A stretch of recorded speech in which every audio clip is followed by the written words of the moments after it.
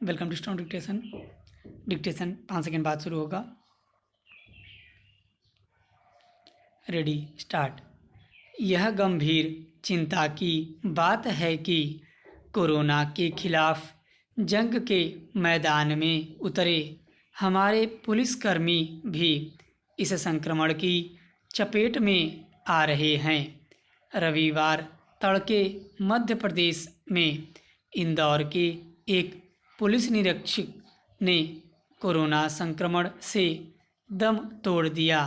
इससे पहले शनिवार को पंजाब में लुधियाना के सहायक पुलिस आयुक्त की जान भी कोरोना संक्रमण से चली गई। देश में कोरोना न फैल पाए, इसके लिए पूर्णबंदी को सख्ती से लागू कराने के लिए सबसे ज़्यादा अगर कोई जान जोखिम में डालकर अपनी सेवाएं दे रहा है तो वह इस देश की पुलिस है। पुलिस का काम और जिम्मेदारियां इस वक्त सबसे ज़्यादा जोखिम और चुनौती भरी है। पूर्णबंदी में सरकार के दिशा निर्देशों के पालन से लेकर जिला प्रशासन के सारे काम पुलिस की मदद से ही चल रहे हैं। चाहे कोरोना संदिग्धों का पता लगाना हो, चिन्हित स्थानों की घेराबंदी हो, संदिग्धों को अस्पताल तक पहुंचाना हो, घर घर ज़रूरत का सामान बंटवाना हो, सड़कों पर लोगों को आने जाने से रोकने और वाहनों की जांच करना, न जाने ऐसे कितने ही काम हैं जो पुलिस कर रही है। जाहिर है ऐसे में सबसे ज़्यादा खतरा भी उनके सामने ही है, चाहे कोरोना संक्रमण लगने का हो या अपने पर होने वालों हमलों का। कोरोना से लड़ाई अभी बहुत लंबी है। देश में रोज़ाना जिस तेज़ी से नए मामले सामने आ रहे हैं वह भी कम चिंता का विषय नहीं है। पुलिस की भूमिका सिर्फ पूर्णबंदी तक ही तो सीमित नहीं है। जैसे जैसे पूर्णबंदी खुलेगी तब चुनौतियां और बढ़ेंगी।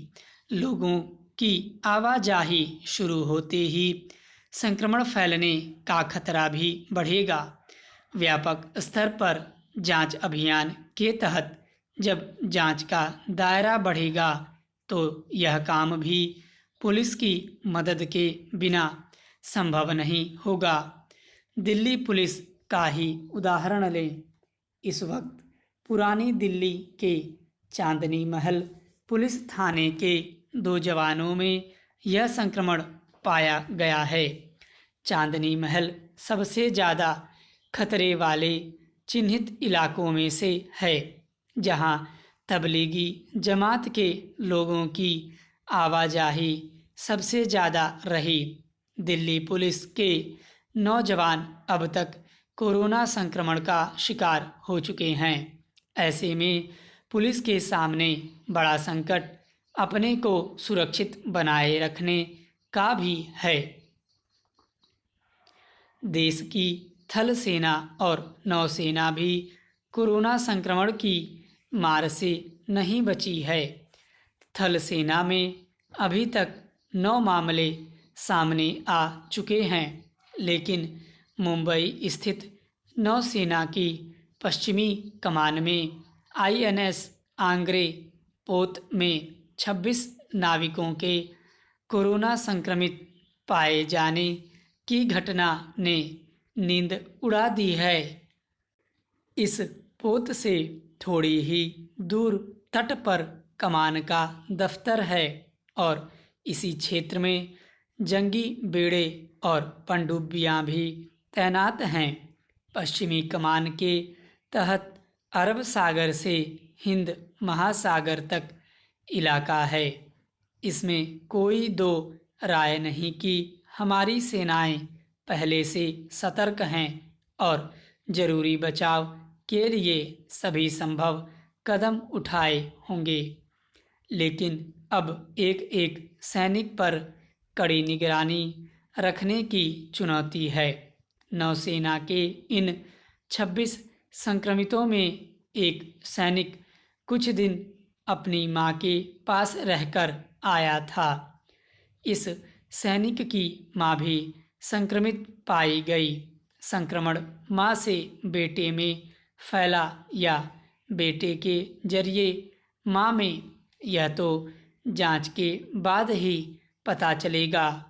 पर इस घटना से यह तो साफ हो गया है कि कोरोना से बचने के लिए सेना को भी खास तरह के बंदोबस्त तो करने ही होंगे। स्टॉप।